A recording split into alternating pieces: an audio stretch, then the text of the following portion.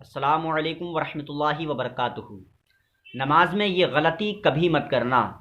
نبی پاک صلی اللہ تعالیٰ علیہ وآلہ وسلم نے سینے پر ہتھیلی مار کر ایک شخص کو نماز سے باہر کر دیا، اسی غلطی پر۔ دھیان سے سمجھ لیجئے، کہیں ایسا نہ ہو آپ نمازیں تو پڑھ رہے ہیں لیکن آپ کی نمازیں برباد چلی جائیں۔ نظام شریعت میں ذکر آتا ہے کہ اپنی نمازوں کو برباد ہونے سے بچائیں۔ تو غلطی وہ کیا تھی جو نبی پاک صلی اللہ علیہ وسلم تو رحمت للعالمین ہیں، لیکن آپ کو غصہ کیوں آیا؟ اللہ اکبر، سینے پر ہتھیلی مار کر باہر کر دیا۔ تو وہ ان شخص کا جو ہے انداز یہ تھا کھڑے ہونے کا کہ اپنے سینے کو باہر کر کے کھڑے ہوئے تھے، اور میرے نبی صلی اللہ علیہ وسلم نے جب یہ دیکھا تب جلال آ گیا، تو میرے نبی پاک صلی اللہ علیہ وسلم نے سینے پر ہتھیلی مار کر نماز سے باہر کر دیا کہ تمہیں شرم نہیں آتی؟ یہ اللہ رب العزت کی وہ بارگاہ ہے، پاک بارگاہ ہے جو تمام جہان کا مالک ہے، پاک پروردگار اس کے سامنے اس طرح سے کھڑے ہوں۔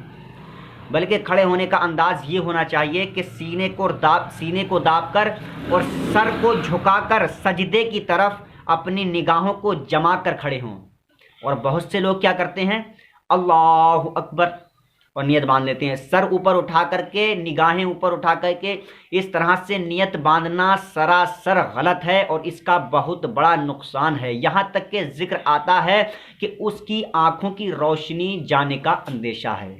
اور ایک غلطی اور دھیان سے سمجھ لیجئے اور یاد رہے، ٹخنوں سے اوپر پاجامہ رکھیں، ٹخنوں سے نیچے پاجامہ رکھنے کے والوں کے لیے اللہ کے نبی نے فرمایا کہ ان کو جنت تو بہت دور کی بات، جنت کی خوشبو بھی نہیں ملے گی۔